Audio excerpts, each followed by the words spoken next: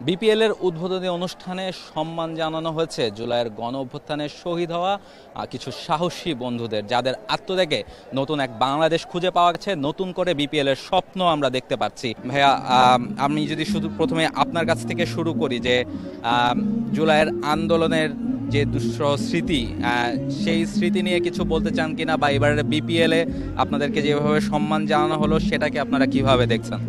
অনেক ভালো লাগতেছে। আমার ঘর ভাঙা ভাই, বুঝছেন একটু। আচ্ছা, অসুবিধা নেই ভাই, একটু অসুস্থ আছেন। আমরা যদি তার পাশের ভাইয়ের কাছে যে আমরাও তার ক্ষেত্রেও কেউ কেউ হয়তো বা পা হারিয়েছেন, কেউ হয়তো বা কারো হাতে ইনজুর্ড হয়েছেন, কারো চোখে সমস্যা হয়েছে। আমাদের সাথে যে ভাই আছেন তারও একটা পা কিন্তু কেটে ফেলতে হয়েছে এবং তিনি তার পা হারিয়েছেন। তার আত্মত্যাগের কারণে কিন্তু আমরা একটা বড় অর্জন আমরা পেয়েছি। ভাই, আপনার কাছে যদি শুনতে চাই যে আপনার প্রথমে যদি একটু আন্দোলনটা নিয়ে একটু বলেন যে আসলে সেই সময় কি হয়েছিল বা আপনাদের এই ইনসিডেন্টসগুলো কিভাবে হলো।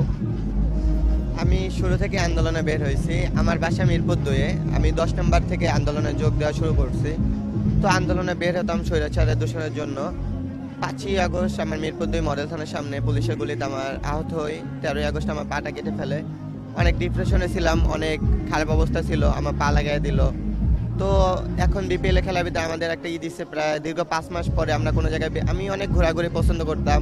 আমার তামিম ভাইকে আমার অনেক ভালো লাগে। আমার নামও তামিম, আমার দেশের বাড়ি বরিশাল। তো তার সাথে দেখা হলো, অনেক ভালো লাগলো। এগুলোর সাথে কথা হয়েছে? জি, আমার তামিম ভাইয়ের সাথে কথা হয়েছে, অনেক ভালো লাগলো তার সাথে কথা বলে। ভাই, আপনার কাছে যদি আসি, আপনি আপনার একটা চোখ হারিয়েছেন। অনেকেই আসলে অনেক রকমের আত্মত্যাগ এই আন্দোলনটাতে করেছে।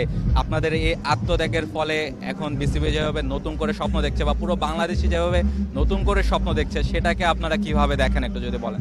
অবশ্যই আমি এটা নিয়ে খুবই আশাবাদী যে 5ই আগস্টের পর থেকে যে বাংলাদেশ 2.0 গঠিত হবে, সেটা হবে স্বাধীন বাংলাদেশ, যেখানে সবাই তাদের মতামত প্রকাশ করতে পারবে, সবাই তাদের মনের যে কথা সেটা বলতে পারবে। স্বৈরাচারীদের 17 বছরের জুলুমে তো কেউ কিছু মুখ খুলে বলতে পারেনি। বললে গুম, খুন, হত্যা অনেক কিছু আপনারা দেখেছেন। সো এই ক্ষেত্রে আর কি বলবো, এখনের 2.0 বাংলাদেশ যেটা, সেটা হবে একদম স্বাধীন। আপনাদের জন্য শুভকামনা থাকবে। ভাই, আপনার কাছে যদি আসি, বিপিএল এ আপনারা আসলেন এবং আপনাদের এই আশাটা নিশ্চয়ই অনেকের জন্য অনেক অনুপ্রেরণার ব্যাপার হবে। বিপিএল নিয়ে আপনাদের এক্সপেকটেশন এবং আন্দোলন নিয়ে যদি কিছু বলার।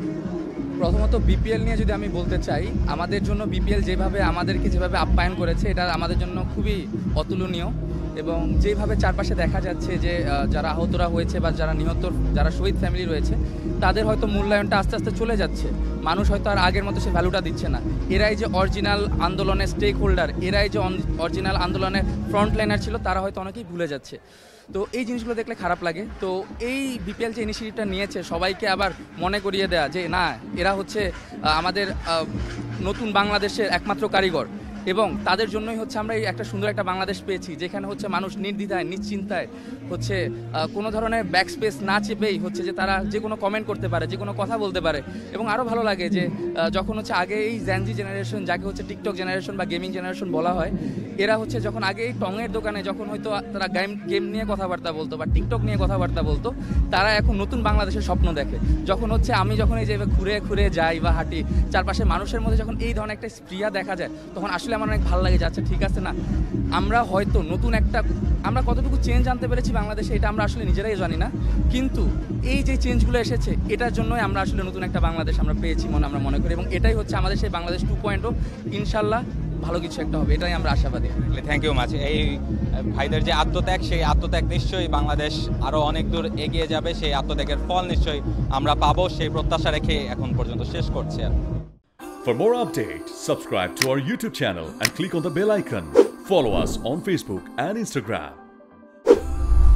Download T-Sports app to enjoy exciting games and highlights. Visit tsports.com.